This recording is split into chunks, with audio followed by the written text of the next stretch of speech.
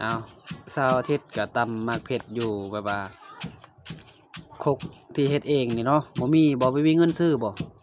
โอ้ทุกคนเสาร์อาทิตย์ก็บ่มีเงินซื้อเนาะเบิ่งนี่คกก็เฮ็ดเองซักก็เฮ็ดเองเนาะน้อยๆเบิดทุกคนเพราะว่าอยู่บ้านนอกบ้านนาเนี่ยเสาร์อาทิตย์ก็เป็นคนทุกข์คนยากทุกคนนำรงชีวิตอันนั้นวิธีการนำรงชีวิตก็บ่ได้ง่ายเลยทุกคนเบิ่งเสาร์อาทิตย์ก็เฮ็ดครัวมักเผ็ดก็เป็นแต่ว่าตอนนี้ยังบ่มีแต่คกสิตำมักเผ็ดทุกคนพ่อแม่ก็บ่ทันได้มีเงินเนาะโอ้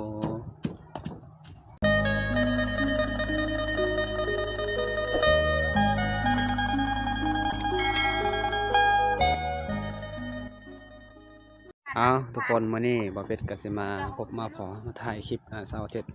คือเก่าเนาะสวัสดีเสาร์อาทิตย์สบายดี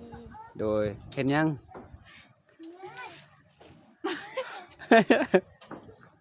เฮ็ดหยังแล้วไปเรือตีโย โอ้เฮ็ดหยังเสาร์อาทิตย์ใจมันเผ็ดใจมักเผ็ดเนาะโอ้คือดุแท้เนาะ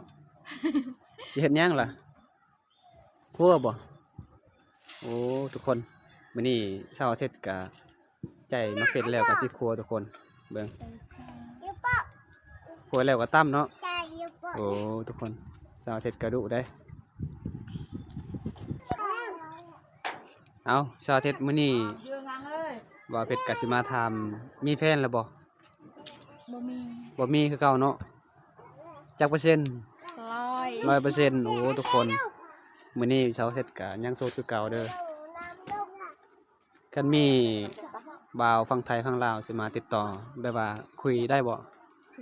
คุยได้เนาะประมาณอายุจักปีล่ะถ้าได้ก็ได้เท่าใดก็ได้สเปคเสาร์อาทิตย์นี่แบบใดจิตใจสานังแบบใดก็ได้บ่โอ้เบิ่งทุกคนเสาร์อาทิตย์มาเพชรมายามใดก็โสดคือเก่าเนาะ100%คือเก่าเบิ่งเสาร์อาทิตย์ก็กำลังใจมาเพชรยังบ่แล้วทุกคนใจน้อยบ่เพชรเนาะบ่เพชรก็สิไทยเสาร์อาทิตย์ครัวมาเพชรเนาะ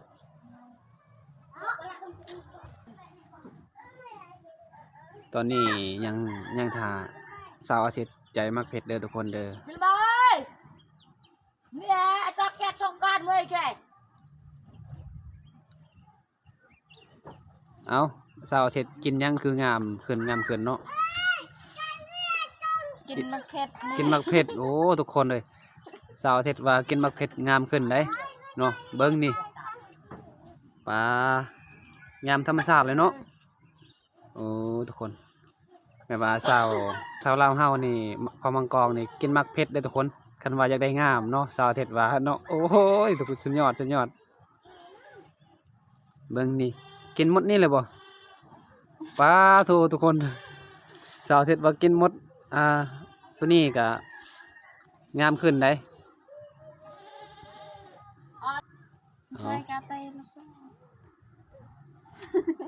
เอาเบิ้ง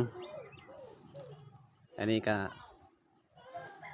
กำลังใจมักเผ็ดทุกคนทุกคนตอนนี้เสาร์อาทิตย์ก็ใจมักเผ็ดแล้วเนาะ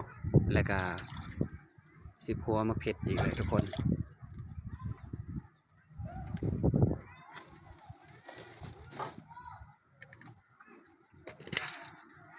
นี่คือว่าเฮือนเสาร์อาทิตย์เด้อทุกคนเด้อครัวมักเผ็ดเบาเผ็ดก็สิมาถ่ายตอนที่เสาร์อาทิตย์ครัวมักเผ็ดเด้อทุกคนเด้อเบิ้งอันนี้คือว่าดังไพ่เนาะ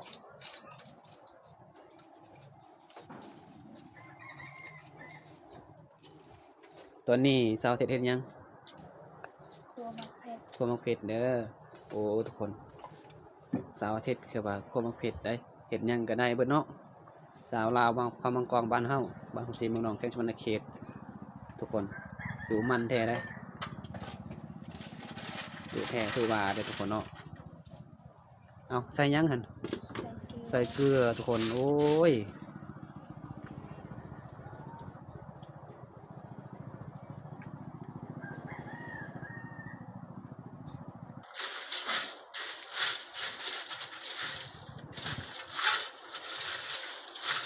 ตอนนี้สาวเจ็ดกะ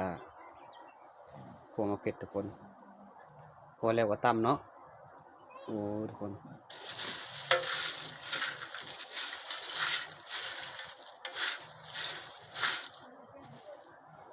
มื่อนี้ว่าเป็ดก็ได้มาเยี่ยมมายามสาวเจ็ดคือเก่า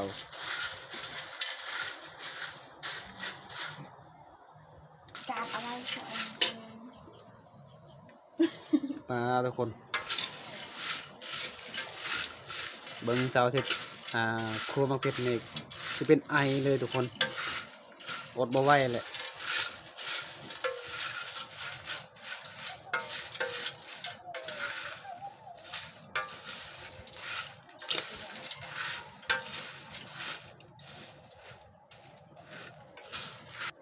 สาวลาวบ้านเฮาดุแท้ดุวาได้ทุกคนเนาะ ตัวตาตาเลยตัวตาตา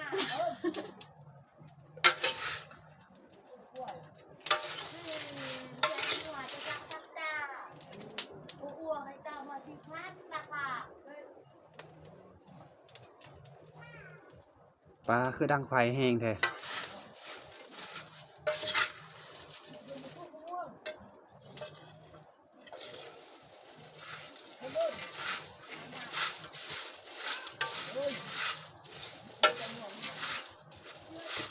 สาวอาทิตย์ครัวมักเผ็ดนี่เฮ็ดหยังบ่เฮ็ดฮีดเนาะโอ้ทุกคนสาวอาทิตย์กะครัวมักเผ็ดนี่สิเกียมเฮ็ดฮีดของเนาะทุกคนเด้อตามประเพณีเนาะเฮ็ดฮีดของตามประเพณีบ้านเฮา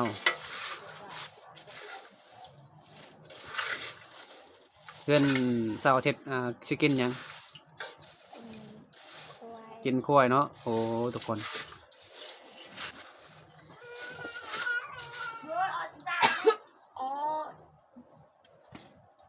เป็นยัง เอาตอนนี้สาวเสร็จกะให้แล้วทุกคนเบิ้ง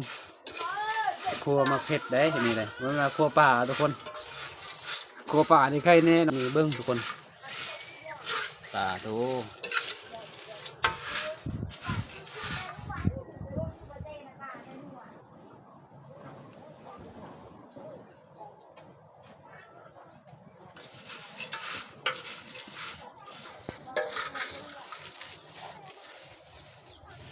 ตอนนี้สาวเสร็จกำลังครัวมักเผ็ดทุกคนเด้อ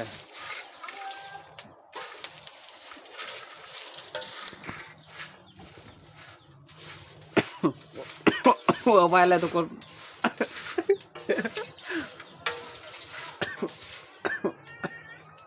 ตายแล้วดูน้ำมักเผ็ดยังไม่ได้แล้วทุกคน คนงามยังทนได้ได้เบึงนี่บ่ยิ้มไปลอยเลยทุกคนเนาะโอ้สุดยอดสุดยอดชาวลาวพะวันชาวลาวบ้านเฮาพอมังกรทุกคน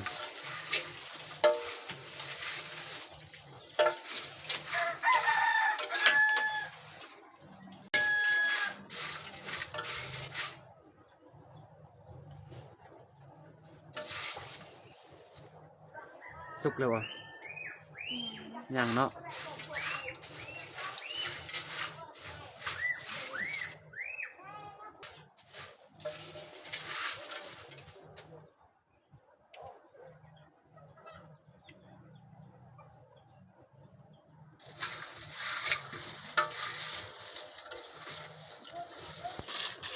นี่เบิ้งทุกคนคือว่ามาเก็ตที่สาวเก็ตขัวเลยกำลังสิสุกอย่างสุกอย่างนั้นกะตำอยู่เนาะโอ้เอาอันนี้คือว่าเห็ดตำเห็ดฟองบ้านเฮาเนาะ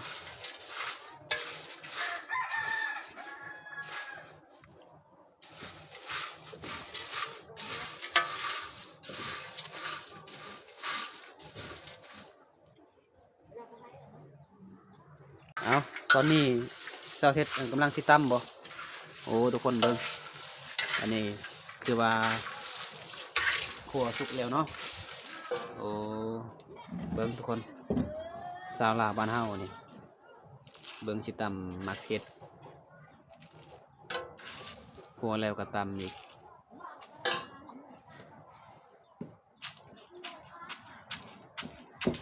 บ่ใส่เกลือบ่โอ้ทุกคนบ่ใส่เกลือเด้อ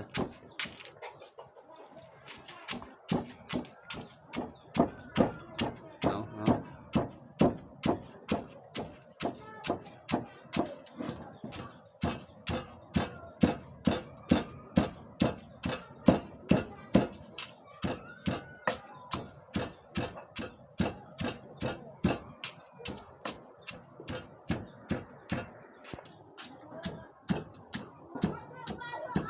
แตกไวเนาะ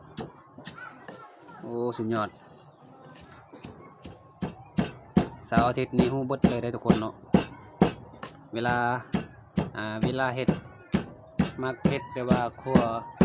อาหารป่าหรือครัวอาหารแกงหน่อไม้ก็เป็นเบิด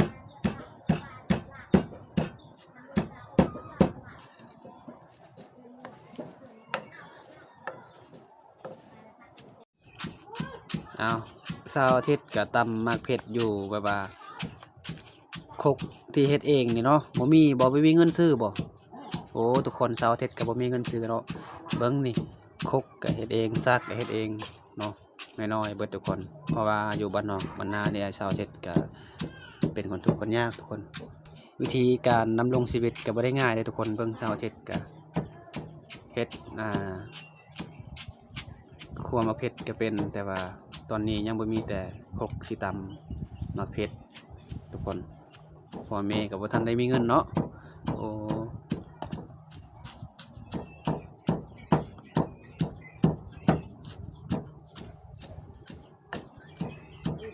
เบิ่งทุกคนวิธีสาวลาวดำรงชีวิตมันบ่ได้ง่ายเลยเพื่อสิได้กินมักเผ็ดทุกคน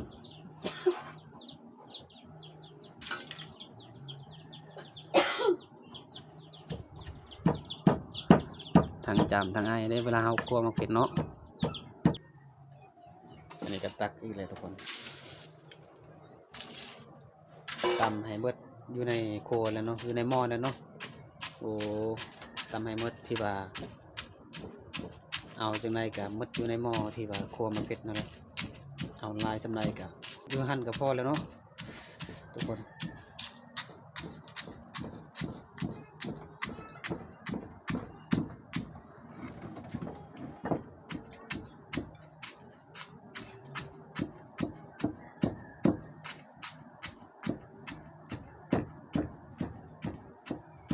เอา